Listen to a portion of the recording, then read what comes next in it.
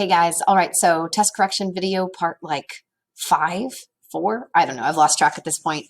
So what I'm going to do is read the first passage, which is a poem, go over the questions 1, 3, and 4, which are some of the most missed questions. Then I will read the next passage and go over questions 7 and 9, which are the two most missed questions from that passage. So here we go. Here's the poem I'm going to read first, called Homemade Hot Sauce by Nancy Mercado. Mother goes out on the hunt in search of prime specimens, little red peppers, some green, her market of choice, a vegetable post by the side of the road. Year after year, you can find the old man there, under a perennial baking sun. His makeshift market in the wind, mother slowly stalks the produce, scrutinizes the baby bananas, pores over the vianda, pauses to ask if I'd like her to cook some dinner, then analyzes the aguacates, turning them over, squeezing them lightly as they rest in the palm of her wrinkled hand. Finally, she comes up on them, chubby as plum tomatoes, their skins shiny, smooth as plastic, their fiery nature screaming from inside Glad sandwich bags where they hang on a tree. Back home, mother patiently washes each one, grinds up spices with her wooden mortar and pestle, pounds with such force that hanging pictures over the dining table all dance to her cooking drum. And when her concert has ended, she packs them into an old vinegar bottle, adds fresh splash of vinegar to the mix, then promptly places her concoction outdoors to ferment under a Puerto Rican sun. And if you guys are wondering, vianda is a starchy root like sweet potato or yucca, and aguacates are avocados. All right, number 1 is one of the most missed ones. Number 1, based on the details in this poem, the reader can conclude that mother, A, takes making hot sauce for her family seriously. Maybe she takes her time doing everything. I can tell from the story that she gives a lot to it. B, spends the entire day making the hot sauce. It definitely seems that she probably spends the entire day making the hot sauce. Sorry, guys, I'm starting a Zoom with Mr. Elmore for our PLC time. There we go. Then C says that she starts making the hot sauce for her family every day. I don't know about every day. I don't think that's right. That's not every day. And D says she wants her daughter to learn how to make hot sauce. There's nothing here about teaching her daughter. So it's either that so based on the details, we can either conclude that she spends the whole day making the hot sauce, or that she takes making the hot sauce for her family seriously. It doesn't really say how long everything takes, so I'm more hesitant to say B. Like I don't really want to say B, so let's look at A.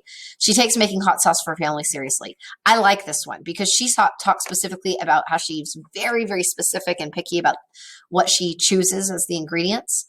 And then she patiently and gently washes everything, pounds things up, and takes care of them step by step. So I would say we could infer that A, she takes making hot sauce for her family seriously.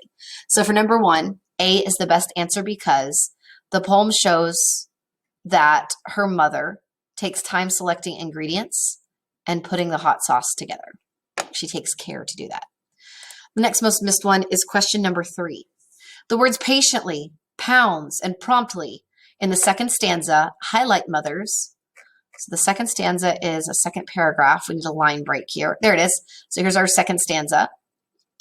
We want to know, what is the point of the words patiently, pounds, and promptly? What is that going to highlight? Is it going to highlight her desire to improve? The devotion to her task. If you don't know that word, you can always look it up. Devotion is like how dedicated you are to something.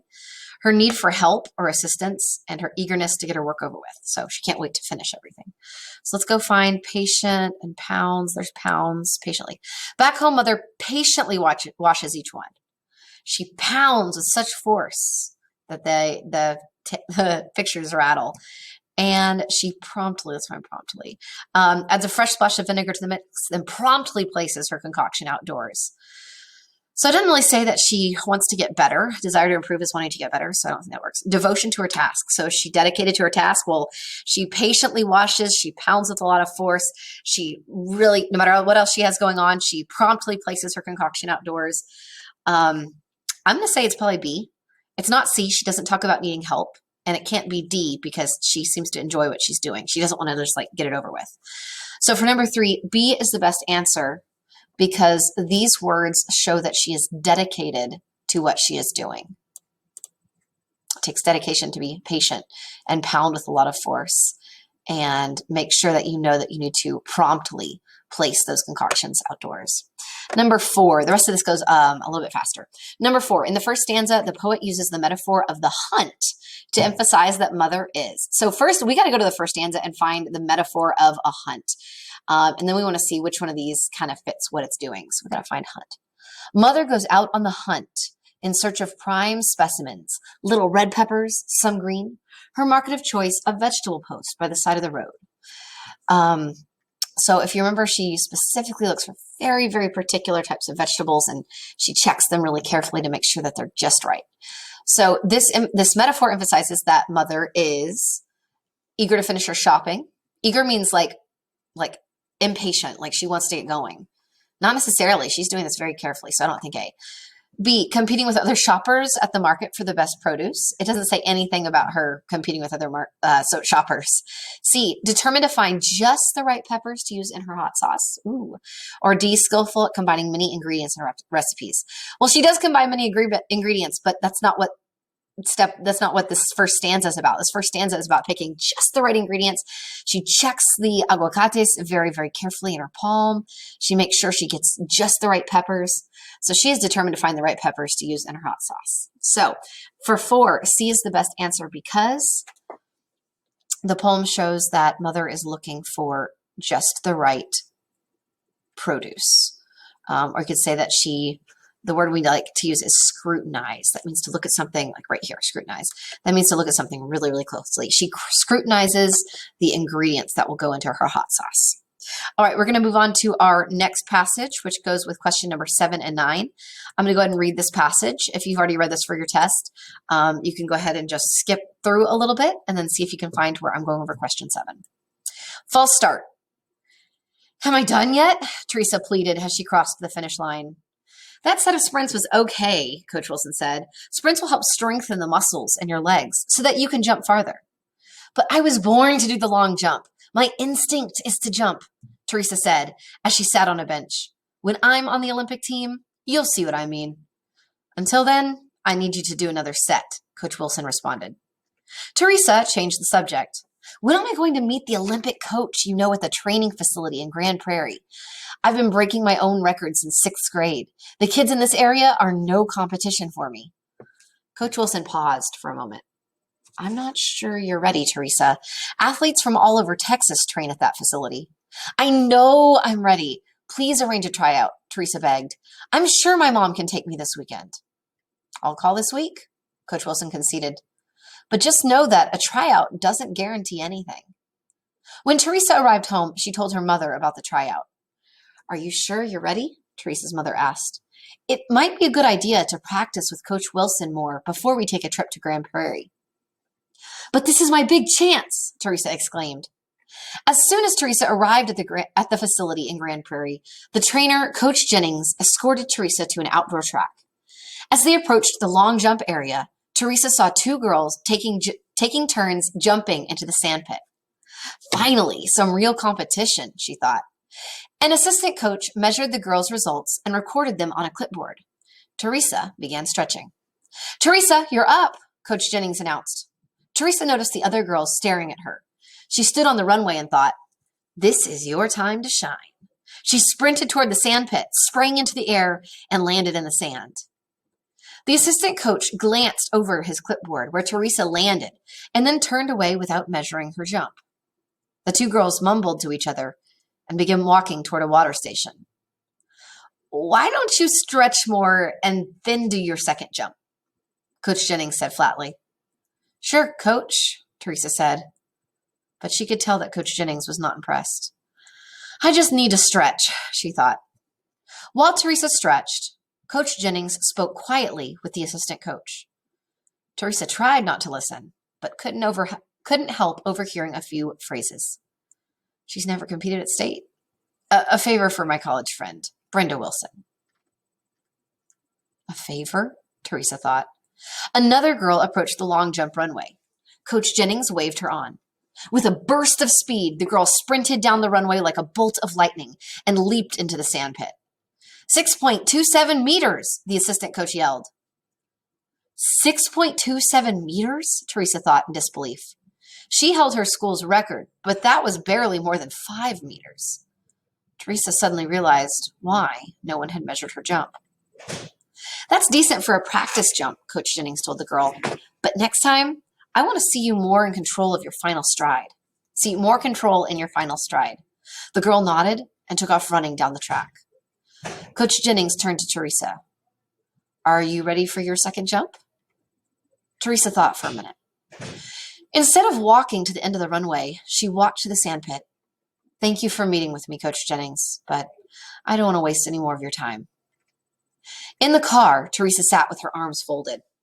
I can't believe Coach Wilson didn't warn me.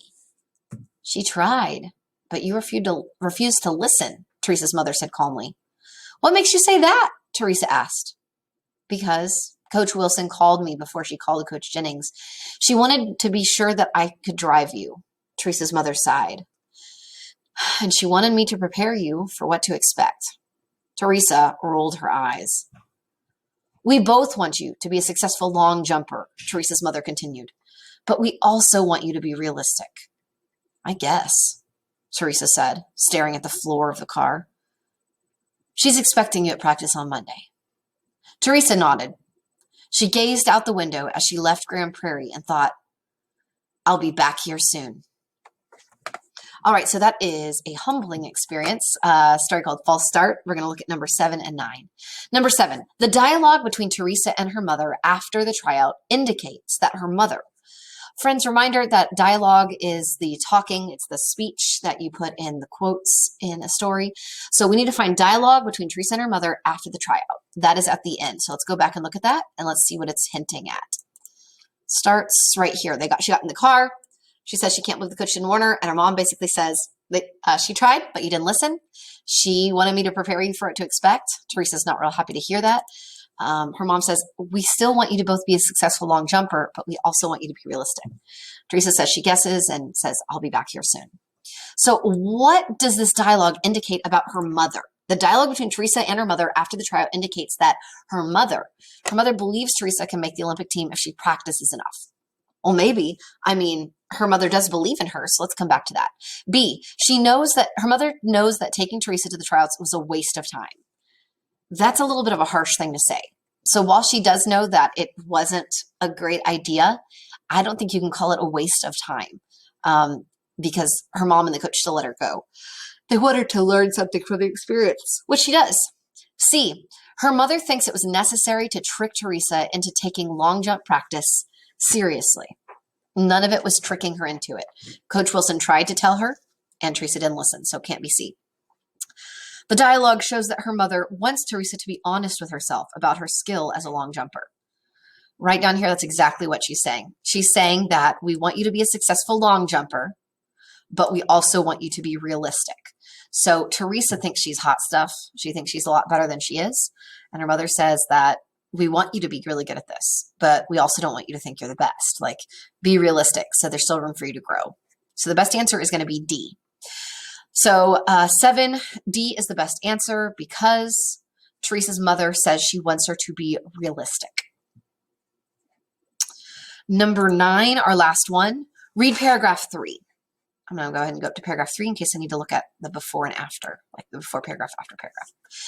But I was born to do the long jump. My instinct is to jump, Teresa said as she sat on a bench. When I'm on the Olympic team, you'll see what I mean.